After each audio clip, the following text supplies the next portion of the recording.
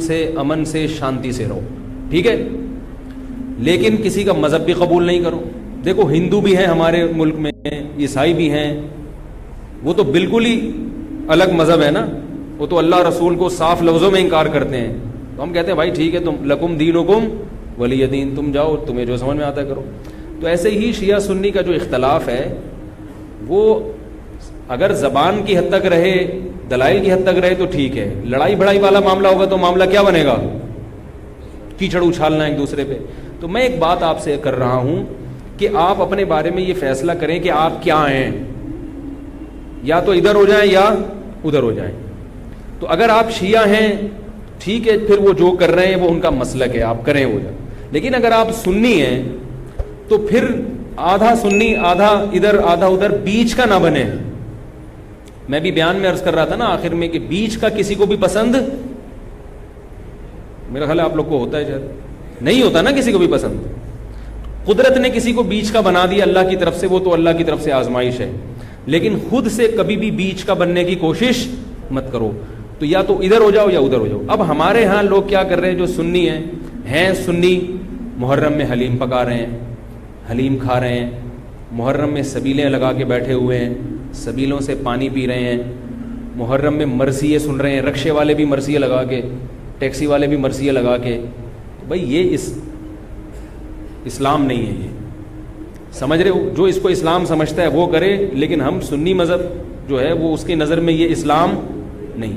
نبی صلی اللہ علیہ وسلم نے لعنت فرمائی ہے میت پہ نوحہ کرنے والوں پر، سمجھ رہے ہو؟ آپ نے فرمایا جو گریبان پھاڑے وہ ہم میں سے نہیں ہے۔ میت پہ چیخنا چلانا، اس کو نبی صلی اللہ علیہ وسلم نے لعنت والا عمل قرار دیا ہے۔ شہادت پہ چیخنا چلانا کسی کی، حضرت جعفر طیار رضی اللہ تعالیٰ عنہ اہل بیت میں سے تھے، وہ جب شہید ہوئے ہیں جوانی میں، ان کی 4 بیویاں تھیں، بیوہ ہو گئیں۔ معذرت کے ساتھ یہ میں ٹاپک نہیں لا رہا، جو خود سے آ رہا ہے اسے آنے دو۔ اب شہید ہی چار بیویاں ہی بیوہ ہوئی تھی، تو میں ان کو آپ کی خوش کرنے کے لیے ایک تو نہیں کر سکتا نا۔ ان کی 4 بیویاں کیا ہو گئی؟ بیوہ ہو گئی۔ تو جب ان کے گھر میں اطلاع ملی ہے کہ آپ کے جوان شوہر شہید ہو گئے، تو ان کے رونے کی آوازیں آئی ہیں، چیخنے چلانے کی آوازیں آئی۔ آپ صلی اللہ علیہ وسلم کو اتنا غضب آیا، آپ نے فرمایا کہ جاؤ خاک پھینک کر آ جاؤ ان کے منہ میں، اب ان سے کہو کہ اپنی آوازوں کو پس کریں۔ حضرت جعفر طیار بھی اہل بیت میں سے تھے، نبی کے سگے چچا کے بیٹے تھے۔ تو اہل بیت کی شہادت پر آپ صلی اللہ علیہ وسلم نے چیخنے چلانے سے، رونے سے منع کیا۔ اور حضرت جعفر طیار ظلمن شہید ہوئے تھے نا، ظلم ہوا تھا ان کے اوپر۔ تو اسی طرح ہم یہ کہتے ہیں کہ جیسے حضرت جعفر طیار اہل بیت میں نبی کے سگے چچا زاد بھائی، حضرت حسین نبی کے نواسے، تو جیسے حضرت جعفر طیار کی شہادت پہ چیخنے چلانے والے کو نبی صلی اللہ علیہ وسلم نے پسند نہیں کیا، حالانکہ ان کی بیویوں کا رشتہ، بیوی کا جتنا قریبی رشتہ اپنے شوہر سے ہوتا ہے، اتنا قریبی رشتہ ہمارا حضرت جعفر طیار یا حضرت حسین سے نہیں ہے۔ رشتہ یقیناً ہے، مگر اتنا قریبی نہیں جتنا بیوی کا ہوتا ہے، اولاد کا ہوتا ہے۔ تو جب بیویوں کو رونے کی اجازت نہیں ہے، جو سب سے زیادہ متاثر ہوئی ہیں، تو ہم اور آپ کو حضرت حسین کی یاد میں چیخنے چلانے کی اجازت کہاں سے ہوگی؟ ہم زیادہ فنٹر بننے کی کوشش کیوں کر رہے ہیں بھائی؟ زیادہ آگے نکلنے کی کوشش کیوں کر رہے ہیں؟ یقیناً اہل بیت سے ایمان، اہل بیت سے محبت ہمارے ایمان کا جزو ہے، مگر اس محبت کا اظہار اس طرح سے کرنا ہے جس طرح سے اہل بیت سے محبت کا نبی نے حکم دیا ہے۔ نہیں آ رہی میرا خیال ہے بات، پولیس کی تو ضرورت نہیں ہے، جس طرح سے حکم دیا ہے بھائی اس طرح سے اہل بیت سے محبت کرنی ہے، اپنی طرف سے نہیں کرنی ہے آپ نے۔ تو پہلی بات تو یہ حدیث سمجھ میں آ گئی، اور آپ صلی اللہ علیہ وسلم نے چیخنا چلانا، گریبان پھاڑنا اور یہ سب کے منع کیا ہے۔ تو سنی مذہب میں ماتم کی اجازت، چیخنے چلانے کی، ہا ہو کرنے کی اجازت نہیں ہے، سمجھ رہے ہو بات کو؟ تو آپ یہ کام نہ کریں، مرثیے آپ نہ سنیں، انہیں سننے دیں، انہیں کرنے دیں۔ آپ رکشہ ٹیکسی چلا رہے ہو، کہہ رہے محرم کے احترام میں گانے نہیں لگاؤں گا، مرثیے لگا دوں گا۔ بھائی نہ گانے لگاؤ نہ مرثیے لگاؤ۔ اور مرثیوں میں جس طرح سے اہل بیت کا نام لیا جاتا ہے، اس میں اہل بیت کی عزت نہیں ہے بلکہ اہل بیت کی توہین ہے۔ ہائے زینب، ہائے یوں، ہائے یوں۔ آپ اپنے گھر کی عورتوں کو چاہتے ہو کہ سڑک پہ ان کا اس طرح سے ہائے ہائے کر کے نام لیا جائے روڈ پہ؟ جب ہم اپنی عورتوں کے لیے ایسی توہین برداشت نہیں کرتے، وہ عورتیں جن کے تقدس کی قسم اٹھائی جا سکتی ہے، جن کے ناخن بھی کوئی نامحرم نہیں دیکھ پاتا تھا، اہل بیت عورتیں تھیں، نبی صلی اللہ علیہ وسلم کی نواسیاں، نبی صلی اللہ علیہ وسلم کے خاندان کی عورتیں، حضرت حسین رضی اللہ تعالیٰ عنہ کے خاندان کی عورتیں، تو ان کے بارے میں میرے بھائی کیسے یہ برداشت کیا جا سکتا ہے کہ کوئی بھی چیخے چلائے ان کا نام اس طرح سے توہین آمیز لہجے سے؟ اسلام نے اکرام سکھایا ہے، عزت اور احترام سکھایا ہے، اور عزت و احترام کے اصول اور آداب بھی سکھائے. تو اس لیے آپ لوگ یہ کام نہ کریں، جو کر رہا ہے اس سے بحث بھی نہ کریں. بولے میں ٹھیک ہے تمہارا مسلک ہے تو کوئی بات نہیں، تو کر لو، ہم ہی نہیں کریں گے.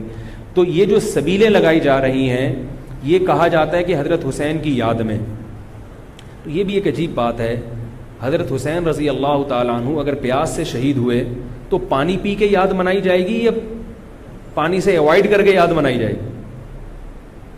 عجیب بات ہے. مجھے ایک بات بتاؤ، آپ کا دوست بھوکا بیٹھا ہوا ہے، آپ اس دوست پہ ترس کھا رہے ہو، آپ کہہ رہے ہو، اس کو فون کیا آپ نے، بھائی کیا یار؟ کہہ رہے 2 دن سے مجھے کھانا نہیں ملا. کہہ رہے بس پھر میرے سامنے جو کھانا رکھا ہے میں بھی نہیں کھا رہا، جب تو نے نہیں کھایا تو میں کیوں کھاؤں یار یہ مرغے.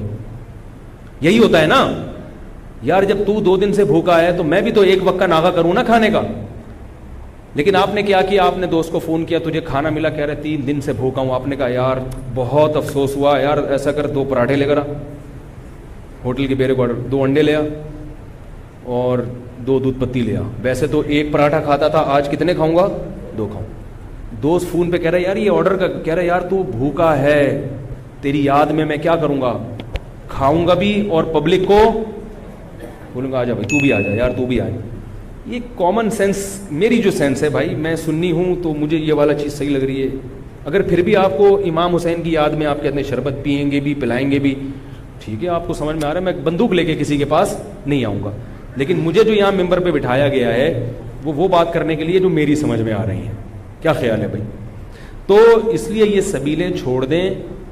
پیاسے کو پانی پلانا یہ پورے سال سنت ہے، اور پیاسے کو پانی پلاؤ ایسی جگہ پہ جہاں پانی نہ ہونا. شہر میں سب جگہ پانی ہوتا ہے، سب جگہ پانی ہوتا ہے. تو یہ چھوڑ دیں، جو کر رہے ہیں ان کو کرنے دیں. چھوڑنے کا مطلب یہ نہیں کہ آپ جا کے بحث کریں. آپ یہ کام نہ کریں، نہ سبیل سے پانی پئیں نہ سبیل سے پانی پلائیں، کیونکہ لوگ اس کو اسلام سمجھ رہے ہیں جبکہ یہ اسلام نہیں ہے. سمجھ رہے ہیں؟ اس طرح محرم میں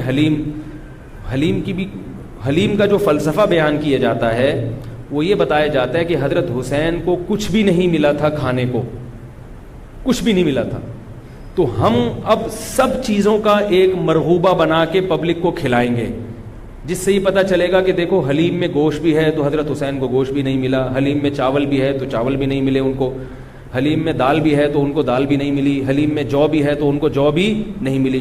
تو حلیم ایک ایسی ڈش ہے جس میں اتنی ساری چیزیں آتی ہیں کہ یہ ساری چیزیں ایک جگہ جمع کسی اور ڈش میں نہیں ہوتی. تو سب چیزیں کھلانے کا ہمیں ثواب مل جائے گا. یہ بھی وہی ہے کہ انہیں کچھ بھی نہیں ملا اور آپ ان کی یاد میں سب کچھ کھا بھی رہے ہو اور سب کچھ کھلا بھی رہے ہو حلیم کے نام. تو یہ بھی کامن سینس کی چیزیں نہیں ہیں، اس لیے چھوڑ دو اللہ کا واسطہ.